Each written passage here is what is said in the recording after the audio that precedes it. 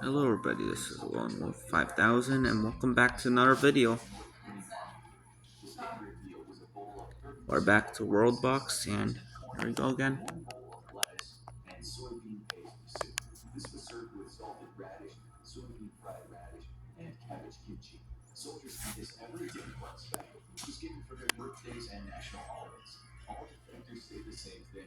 What the hell's going on? The fuck, did I accidentally uploaded the virus? Okay.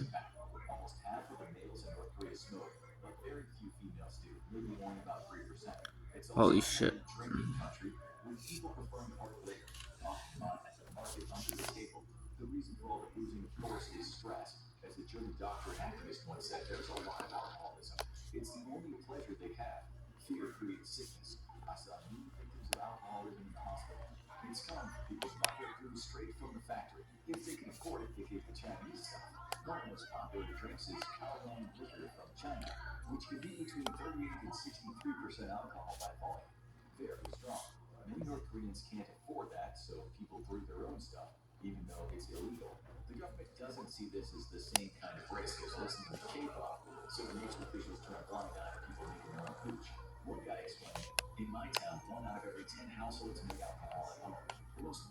Well, it looks like I had to do the only thing that seems right. Restart everything.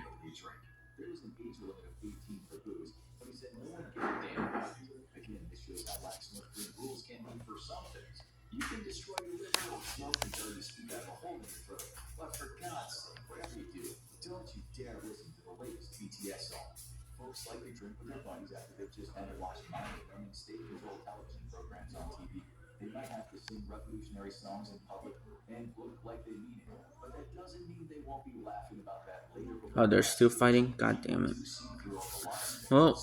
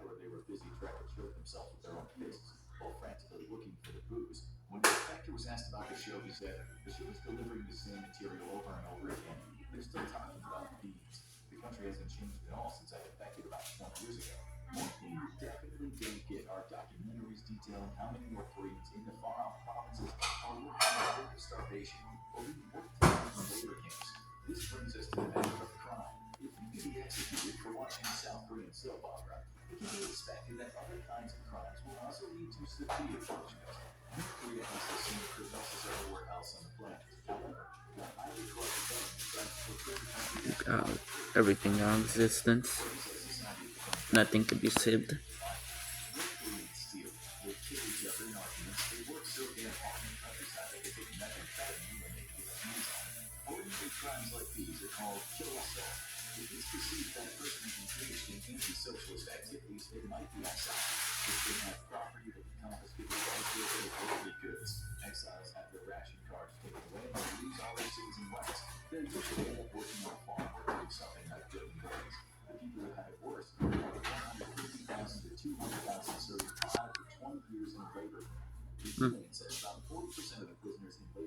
Surprised these alien bastards are still alive. Well, fortunately we have to watch one of these ads to see what we get.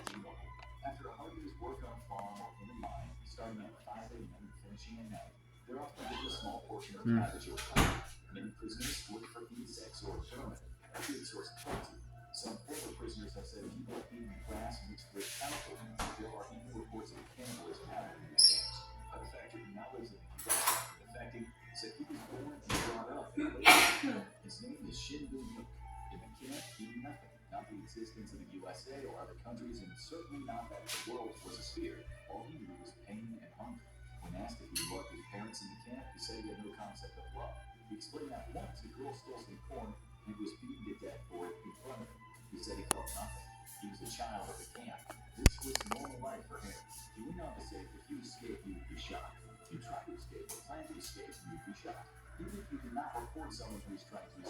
Hmm. Damn it, they're useless items. Well, these dwarves are going to have a field day over this.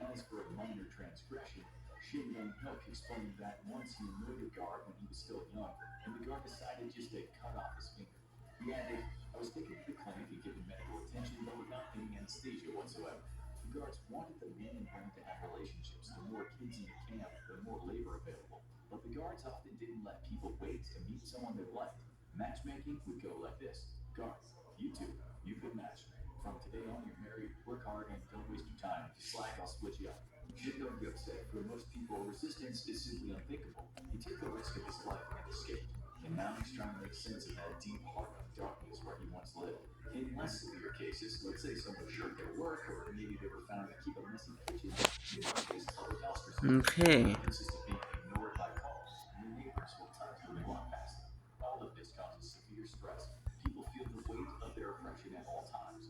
Oh, humans just hate everyone at this point.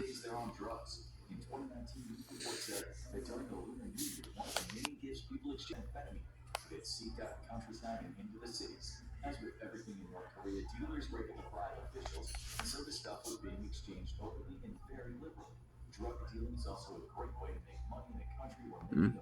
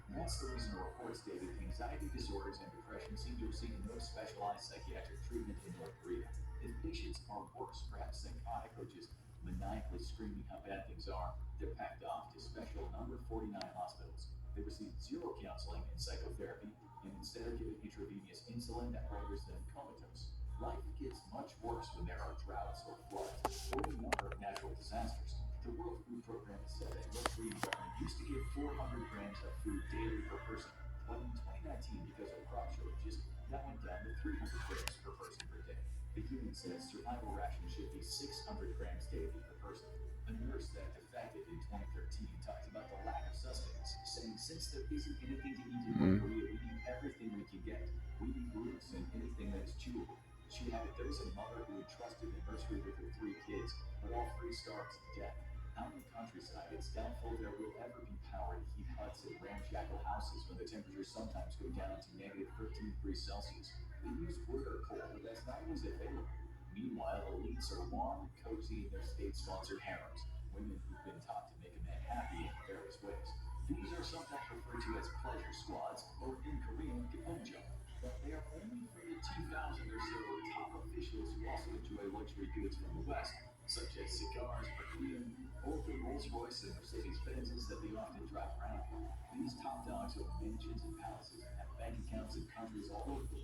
Kim Jong Il himself is said to be worth $5 billion. He's reported to have over 100 luxury cars, a private jet, and a luxury yacht.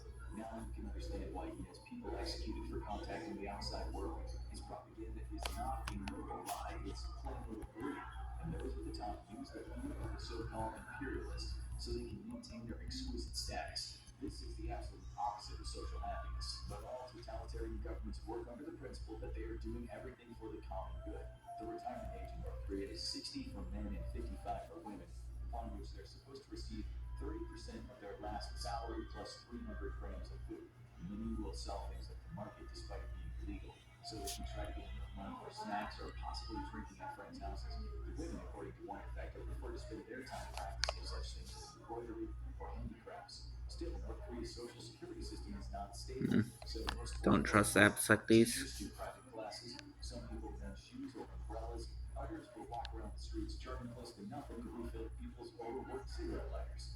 As always, the people with any power, the cadres, can always make extra cash from being paid bribes. A retired policeman might tell a young cop to turn a blind eye to that guy selling DVDs. In North Korea, most of the money that changes hands is black market money. Very few poor people in the capital will ever head to the glittering places such as the Botonggang department store to buy their goods. Western journalists will often say everyone in North Korea can go there for things like the Heinz ketchup and the foreign clothes. They said the place was only created to show Western tourists and journalists how North Korea is no longer a place of abject poverty. Ji Sung Lee, who defected a Volcano. long time ago, said she was never Living fooled. house She trees. hated the Japanese God doing damn it. what they saw as Useless communists, items. but didn't hate Americans as she was told to. She remembers when she was young, she was told that during the Korean War, American soldiers tore the limbs off of innocent Korean civilians.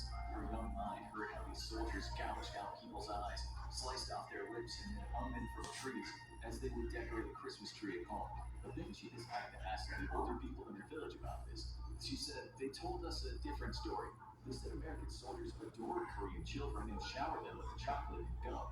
Like everyone in North Korea, by law, she had to stay in the province. She had to listen as the local government pumped out propaganda about their glorious leader, and TV every day had its 2 minutes of hate aimed at the evil imperialists.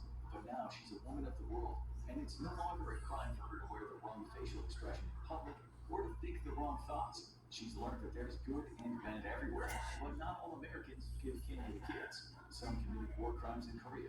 That's true, but now she can talk about it freely, just as she can say what she wants about North Korea. As for poor Koo Jong-won, who we talked about in the intro, she was not so lucky. Amnesty says after she was caught, her son recovered from his frostbite and was sent to live with his grandmother. Her husband, who was in South Korea, said the one good thing is, for some reason, Koo Jong-won didn't end up in a labor camp. The reason we expect is the fact that Amnesty published the case. She might not be in prison, but her bad son loan probably hasn't done her any favors. The other 8 escapees that were arrested and sent back were not published by How the Amnesty. hell are Their these whereabouts people are unknown. living? There's a good These chance damn one will find them for aliens their execution. The are children living heard the somehow. blasts, the guns sounded, and the blood leaked from their bodies. And everyone got back to work as if nothing happened.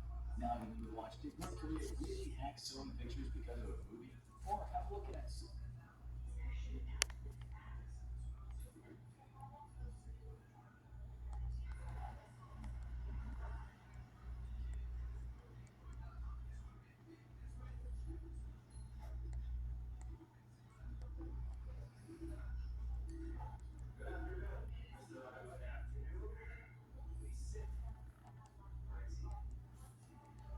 Hmm.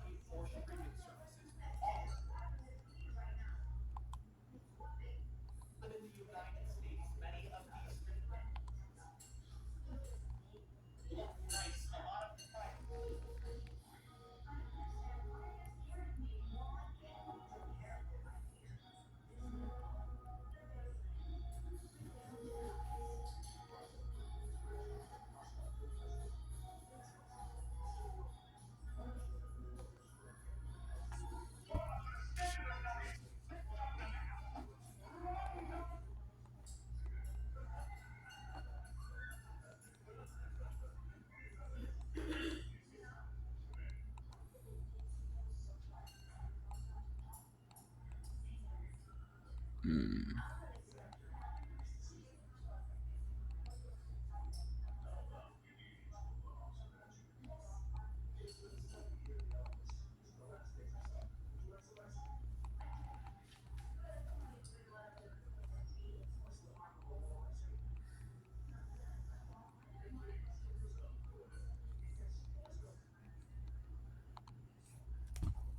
UFOs are in the news like never before. The official Pentagon investigation has revealed that while it has not yet obtained definitive evidence of extraterrestrial visitation, it has confirmed that a number of launches spotted by military devices were metallic in scope. Recently, whistleblower David Rush dropped a bombshell allegation that the U.S. has been running a UFO recovery program in secret since the end of the Second World War. And unlike other people to make that claim before him, Rush brought receipts informing the Congressional Intelligence Committee and classified people where to look and who to ask. UFOs are a global phenomenon, and China has been no stranger to classified sightings.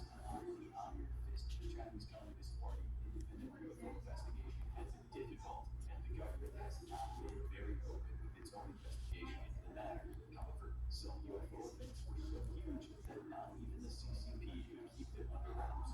It's perhaps China's most famous UFO event, and it will take place over the course of over 20 years. Evidence that even hardcore skeptics have found difficult to dismiss.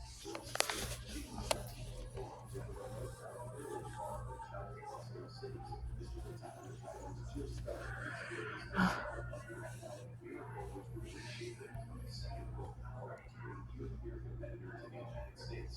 Most people still look to the rural countryside. Investigation outside of the big cities is scarce, if not rare. A local lumberjack, Peng Xiaobo, reported spotting a strange object flying by nonstop. The object shaped was light, and they initially thought that it was an airplane.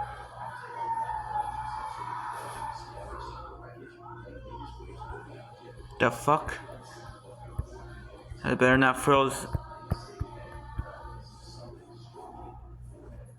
Holy shit, something happened. What the fuck happened?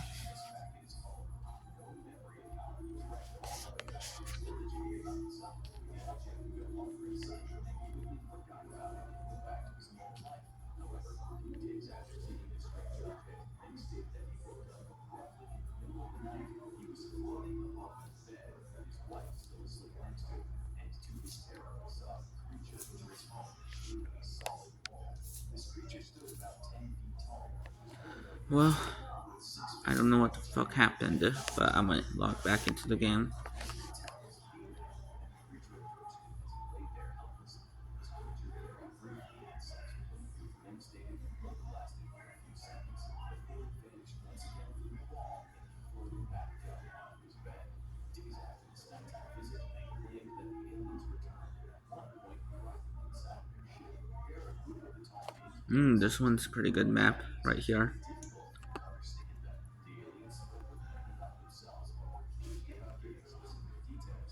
He stated that they are refugees who are fleeing a dying world, though if they were escaping a planet that was physically dying or simply a certain situation they didn't want to create, he laughed due to the strange wording the creatures used and asked about an alien family that had a sexual counterpart. The creatures told him that it would be impossible for him to see her now. Instead, he told them, quote, in 60 years on a distant planet, the son of the Chinese president will be born.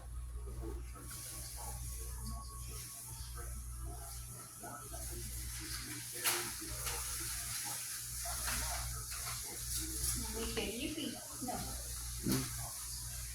it is claimed that this was a recorded commentary from the future right here in solar system. Possibly their government body released its third teaser on July 16th, the day after the proposed recording, breaking down the pieces that were written down in both commentary. More than 2 years later, May 25th, he confirmed that once more it was admittedly a piece of bad company. That piece of rock would end up complicating this case decades after it had been found. It was discovered to be rich in terbium, a rare earth mineral common in the asteroid belt. Thanks to a reset up on DEF Frenzy, this received a complicated after trying to piece together the original story and published it for its I had a readers. bunch of people here, so Ship with liquefied metal forensic system launches, and they brought it home. Another radio report states that people would find ship essays listed before before stated that the sexual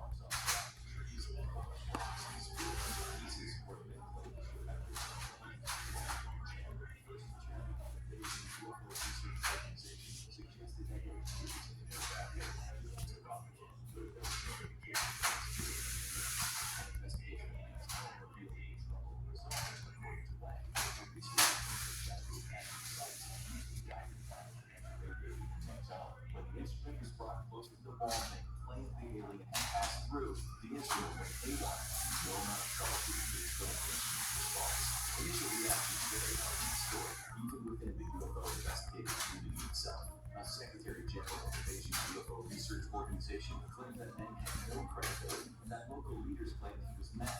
Lots of people who already wanted to believe him were led astray by Meng upon encountering him, claims the former Secretary General.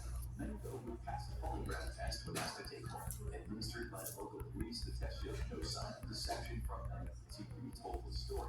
However, polygraph tests aren't foolproof and thus remain inadmissible in court in most countries. The more difficult aspect of Meng's story to explain is his claim that he saw a video of a comet striking Jupiter. The event was relatively unknown to most people, even as it was happening, until newspapers ran front-page photos of the comet impacts picked up by the Hubble telescope. How did a remote villager in China's undeveloped countryside know of a comet impact on the solar system's largest planet? It's not an easy question to answer, especially without knowing more about the initial investigation, having a clearer timeline of Meng's encounters, and what kind of exposure Meng might have had to the academic community. When Meng revealed he'd been gifted a part of that comet by the same aliens in 2016, he reignited debates over his encounter. A lot of thought was analyzed by scientists who were shocked to discover it contained large concentrations of terbium, a rare earth mineral. It's unfortunate that the scientists' report is not available to Western readers, as it's unknown what concentration of terbium was discovered in. Some of the richest terbium deposits on Earth come from China's clays, where it rests at a concentration of about 1%. However, terbium is also abundant in the asteroid belt. The effort to explain it away as a simple Add humans right here. and if it was a simple rock, you could jump.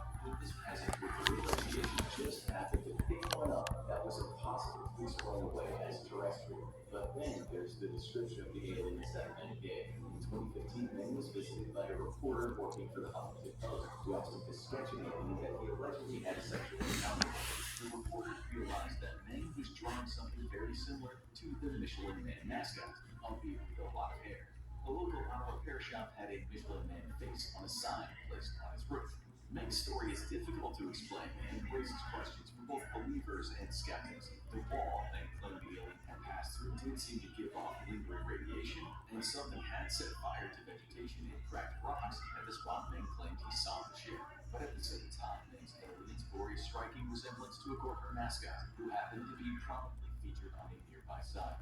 Meng's rock, which he claims is a piece of the comet that crashed into Jupiter, is rich in a rare earth mineral that's most commonly found in China's clays, but at extremely low concentrations, and that same mineral happens to be abundant in some celestial rocky bodies. We also know that comet Shoemaker-Levy broke up into many pieces in its death spiral before sliding into Jupiter. Without access to the original investigation documents, including those from the Chinese Academy of Sciences, it's impossible to draw a conclusion about this case. But we do know that China is taking the UAP-UFO phenomenon very seriously, and unlike the United States, it has refused to comment. The People's Liberation Army has its own UFO investigation group and refers to UAPs as unidentified air conditions. However, the only thing the public has been able to learn from the military investigation is that reports of UAP activity amongst the Chinese military appears to be on the rise. It's also known that the staggering number of reports has forced the Chinese investigation to turn to artificial intelligence to help process the raw data. Like in similar investigations in the United States and Russia, the Chinese Academy of Sciences believes that most UFOs are misidentified natural or man-made phenomena. However, Chinese investigations seem to be unable to account for a percentage of things which seem to be a rational explanation. This too mirrors both the American and Russian investigations into the phenomenon. Some of these sightings have a large number of witnesses, making them difficult to dispel. On February 14th of this year, residents in the city of Jijian in the province of Heilongjiang reported spotting a strange light in the sky. The object moved along the sky, tracking a fiery trail behind it, disappearing after a few seconds. The Jijian Meteorological Bureau said it had not been notified of any military activity in the area and could not explain the briefly appearing fiery light that seemed to disappear just as fast. At 9 p.m. on August 20th, 2011, air crews from dozens of aircraft flying over Shanghai witnessed a massive glowing sphere in the sky which seemed to pulsate. Skeptics Multiple kingdoms are coming down. I gotta make sure they don't clash, because that would be really bad. Claiming the object was solid. The UFO was also spotted by observers in Beijing who witnessed it appear as a giant white ball of light before slowly disappearing. Answers ranged from rocket fuel in the upper atmosphere to unknown military satellite activities, but with no similar events reported by other space agencies, the true cause remains unknown. UFOs are not a modern phenomenon for the world's oldest civilization. All the way back in 1071, the poet Su Dong Po wrote about a UFO he spotted while staying overnight in the Jinshan Temple in Xinjiang. In 1892, painter Wu Youru produced a painting from an incident observed by himself in the local community. Called Red Flame Soaring in the Sky, the painting illustrates a burning ball crossing the sky while onlookers stare it off from the bridge. UFOs seem to take as keen an interest in China as elsewhere in the world, and disturbingly, the same phenomenon reported elsewhere was being reported in China. On March 18, 1991, at 6 p.m., the crew of Flight 3665, flying from Shanghai to Jinan, observed a spheroidal UFO that disassembled itself into a single sphere and various cylinders, and then reassembled into one solid craft once more. The conversation between the ground crew and the aircraft was recorded as the crew described the craft's color changing from red to black as it reformed itself. UFOs would also shut down numerous Chinese airports throughout the years. In 2010, UFOs shut down an airport in Hangzhou in Inner Mongolia as flight crews reported seeing luminescent craft in the sky above the airport. Later that year, an airport in Chongqing would get its own visit. Unfortunately, the People's Republic of China's authoritarian and restrictive culture has made investigation of UFO phenomena. The hell is going on here? Local and foreign research. China's Cold War history with UFOs is largely unknown, with the PRC adopting an extremely conservative attitude toward the UFO phenomenon until only recently, while the Shanghai Group Well, I gotta do what I do best, bomb them. We're not misbehaving. in 2005, an indication of how long people in China have had to wait for the government to loosen up its attitude toward the UFO phenomenon. That's not to say that the PRC is being candid with its modern UFO investigation or even the history of the People's Liberation Army and UFOs, with rumors circulating that UFOs have shown particular aggression towards Chinese attempts to intercept modality. Now, go check out Soviet Union declassified UFO encounters repeated, or with this other instead.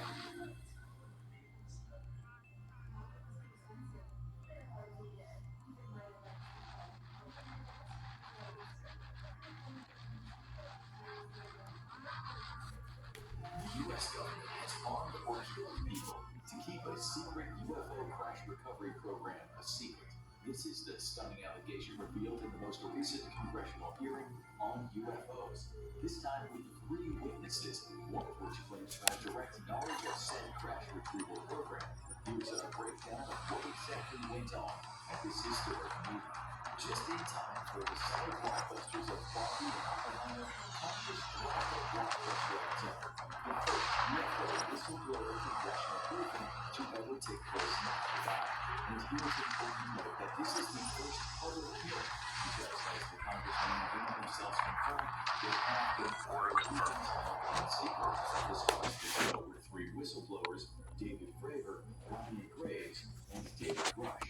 The world had heard from Fravor and Graves before, who were both involved in high-profile UFO/UAP incidents, but Rush is a relative newcomer who dropped his own bombshell in June of 2023. The hell's somebody doing there? Former Navy pilot who between the summer of 2014 and March of 2015 was aboard the aircraft carrier Theodore Roosevelt.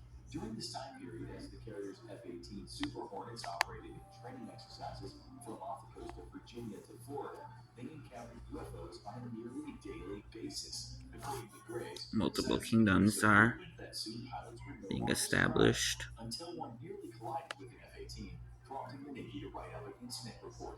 Graves' unit would go on to record one of the objects zooming over the waves with their forward-looking infrared camera. David Fravor had his own UFO encounter all the way back in 2004, while he was serving aboard the USS Nimitz as commander of a Super Hornet squadron.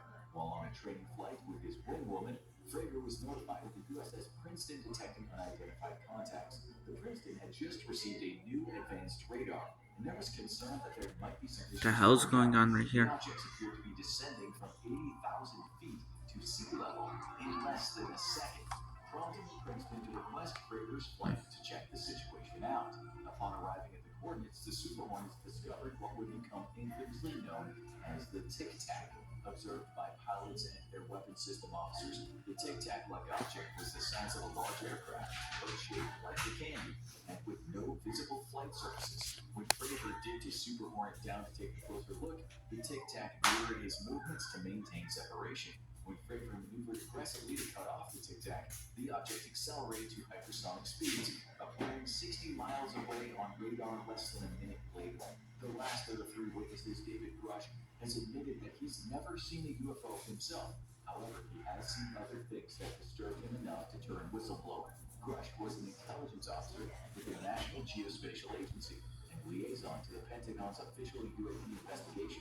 In this capacity, he was exposed to multiple personnel whom Grush claims were either a part of or had knowledge of a secret U.S. government program to recover crashed UFOs. Along with the multiple crimes he said he learned of, as well as a complete lack of congressional oversight, Grush briefed the Senate Intelligence Committee, otherwise known as the Gang of Eight, before eventually going public with his claims. Since then, he's been very cagey about what exactly he talks about in the public setting. He has volunteered multiple times to brief Congressmen women in the appropriate security setting, and as long as they themselves have the proper security clearances. But luckily, none of them are going to war just yet. Grush was questioned about Representative Tim Burchett about his whistleblowing, with Grush confirming that he'd suffered reprisals from within the intelligence community for breaking this information to light. This was verified with Grush. Grush originally broke his story via News Nation, stating that the New York Times was interesting but would take too long to publish his story. Grush has never answered why he felt it was important to get his story out fast with a lesser-known news network rather than the prestigious New York Times, who broke the original Pentagon UFO investigation, as well as the new UFO videos back in 2017. It seems, though, that fear of imminent reprisal might have motivated Grush to get his story out to the public as soon as possible. Grush claimed that when he briefed the U.S. Senate about the UFO recovery program, he was immediately harassed and intimidated by members of the intelligence community, claiming that there had even been a break-in to his home. He filed an official complaint with the Inspector General of the intelligence community, who, after a 2-week investigation, wrote a letter stating that it was their opinion that claims about harassment toward Grush from within the U.S. intelligence community were valid and should be investigated immediately. This is a letter we can verify, as it's part of the public record. So despite refusing to speak on specific details outside of the classified setting, we can verify that someone inside of the U.S. government attempted to harass and intimidate Grush for speaking to Congress about a UFO recovery program. Grush would go on to remain cagey with answers regarding his harassment, as the investigation by the Inspector General is still active. He did state, though, that the harassment... Somebody's going to war over something. Tim Burkett then asked Grush if he had knowledge of people being armed or killed in order to keep this recovery program a secret. Grush confirmed that it had in fact happened, stating that someone close to him had experienced some form of harassment, although he didn't go into detail with his claim either. Once more, he stated that he would brief Congress in the proper setting, but confirmed that he had given specific information to the Gang of Eight in his closed-door hearing. From here, the convention turned to UAPs and their very nature. All of them will be going to war. All witnesses confirmed that while they didn't have the knowledge that these objects were actively threatening, their very capabilities made them... All of them will hate each other. All of them will be go to war. In the words of David Fravor, their technology far outstrips anything in the inventory of the United States. Yeah, I don't know what this is. They felt they could have defended themselves with their F-18 Super Hornets. Both witnesses agreed that they felt like... And Zombieverse from North, and then Zombieverse. Representative Tim Burkett had previously conducted an interview with John Michael Gaudier on his event harassment. And then House is coming to life. That what he had seen in the classified setting made him feel like these objects could potentially be a threat to the entire world.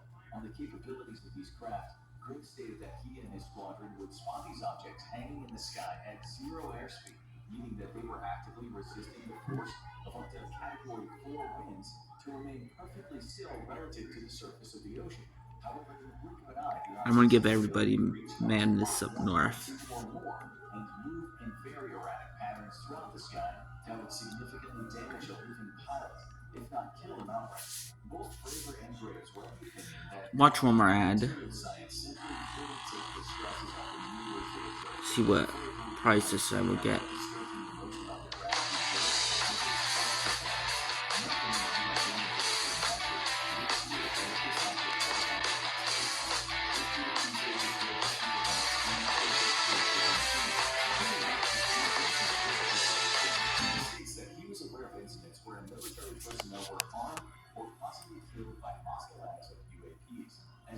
declined to give details that were classified, but the implication is still clear. The U.S. military may have lost lives to the actions of non-human craft. He did also state before Ooh, AI that as part of the UFO recovery program, orcs. he was aware of the fact that some personnel involved in the study of these craft had either been killed or harmed. Had it run through them. As a supply of classified personnel. After the briefing, investigative journalist George Knapp submitted a letter to the congressional investigation written by a Russian colonel. In the letter, the colonel claims that the Russian aerospace forces had also been involved in hostile events with UFOs after several aircraft attempted to shoot them down on numerous occasions. On at least 2 occasions, the UFOs disabled the Russian aircraft somehow, leading to the plane's crashing and the death of their pilots. After that, the Russian Ministry of Defense issued a blanket order that pilots were from now on to leave UFOs completely alone, warning that their ability for reprisal could be, quote, catastrophic. As part of the ongoing investigation, multiple senators asked David Grush if he could provide specific details of where the investigation should look next. Grush confirmed that he could share the names of specific personnel, physical locations, and names of objects they looked at. He even stated that he could provide a list of both cooperative and hostile witnesses. However, as usual, he could not do so in a public setting. This is a major deal because verifying Grush's story is now only a matter of Congress investigating the locations, personnel, and projects that he claims are involved in the recovery program or have knowledge of. But this might be trickier than expected because Grush also warned that he was aware of the fact that a number of these recovered craft and materials had been given by the U.S. government to private aerospace companies in order to avoid congressional oversight and freedom of information requests. This took place as far back as the 1950s, and Grush stated that he knew exactly which companies had some of the materials, and he'd be willing to share that information. Confirming the claims of conspiracy theorists for the last 7 decades, Grush also confirmed that he was aware of a disinformation campaign undertaken by parts of the government to discredit UFO witnesses and discourage their investigation. He would not speak to the details of this in public, but one need only look at the rich thriving culture of ridicule surrounding UFOs to see just how effective such a campaign has truly been. We are, after all, living in the world where the 4 trained Navy aviators all witnessed a tic-tac object defying the laws of physics, and some random YouTube big brain claims they had simply all misidentified a passenger jet in the distance. And people accepted this answer. Honestly, if we've got combat aviators who can't tell the difference between a craft that violates physics and a 747 on the horizon, then America has Russia levels of problems with the competency of its military. Need more proof of ridicule culture? Here's prominent science educator and general science celebrity Neil deGrasse Tyson ridiculing the Navy's Tic Tac video by claiming UFOs are always out of focus, thus insinuating it's nothing more than a prosaic object that's been misidentified. And of course, we're all silly to think otherwise. Meanwhile, Mr. Tyson apparently doesn't realize that the markings on the video, like the elevation deviation lines, are also fuzzy, meaning the entire video is low resolution and likely Make it everyone's on crack. because it always depresses footage from its combat sensors. Further, he fails to account for the 4 trained aviators who spotted the object, because it's easier to make fun of footage than it is to slander 4 highly qualified witnesses. This isn't skepticism, it's denialism. The culture of ridicule has seriously impeded research on the topic, even by the Department of Defense itself, which has admitted that pilots are not reporting UFO sightings for fear of reprisal or ridicule. This matters a lot, because not every UFO exhibits exotic flight characteristics, some are just strange and weird, and sometimes these strange and weird craft end up being brand new Russian or Chinese products. Due to the culture of ridicule, the U.S. has been blindsided by the development of multiple foreign aircraft, many of which have been used as reconnaissance assets very close to U.S. operations. The U.S. Navy and Air Force have moved to establish new UAP reporting guidelines to try to cut through this culture of ridicule, which is becoming a very serious threat to national security. I would give everybody a firebomb. And how many pilots he believes actually reported their sightings, he said that he believed only 5% of all encounters were ever reported, and often those reports went nowhere. The briefing moved on to who knew what and what they knew. Grush was asked if there were definite personnel who knew more about the UFO phenomenon and the possible recovery program than their peers did. And Grush confirmed that there were in fact some elected officials who were privy to much more information than others. This directly led to the question of if the U.S. government had made any formal contact with non-human intelligences. Grush refused to listen to positive or the negative, stating that he would only do so inside a properly classified briefing. However, Grush did confirm his earlier claims that we are in fact dealing with a non-human intelligence. As part of the crash retrieval program, biological remains were discovered that were non-human in origin. This was the assessment of the people Grush spoke to, who were working or had knowledge of the program. Again, Grush reiterated that he had never seen these objects or the occupants for himself, but that he could provide a list of witnesses, both hostile and cooperative, who had. At this point, Representative Tom Getz disclosed his own experience attempting to gain cooperation from the military on a UAP matter. At some point earlier this year, his office received a protected disclosure notification, or a whistleblower report, of an incident that had occurred to personnel at Eglin Air Force Base. Getz would go on to confirm that a U.S. surveillance aircraft out on a training flight had encountered a formation of UAPs flying in diamond formation, approaching them to take a closer look. These radar and FMIR equipment both malfunction, and the pilot was forced to take a photograph of one of the objects manually. However, when Getz arrived at Eglin Air Force Base, he was not allowed to meet with the flight crew, was denied the radar tape showing the 4 contacts in flight, and was denied access to the photographs taken by the pilot. Holy shit, it froze again. Okay.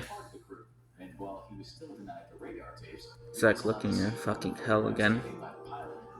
Getz to state that what he was looking at was, quote, something I am not able to attach to any human capabilities. Later, Getz was told by military test pilots that there was an unspoken code of conduct in the community.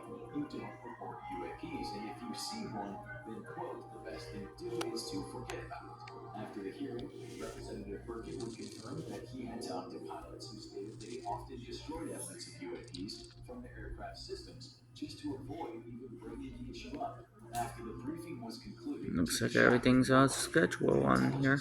Denied the congressional investigation of use of an SCIF, or sensitive compartmented information facility. The SCIF is where the U.S. military and government speaks about the most sensitive of matters, the most highly classified information can only be discussed in one of these special. Well, I hope you guys enjoyed this video.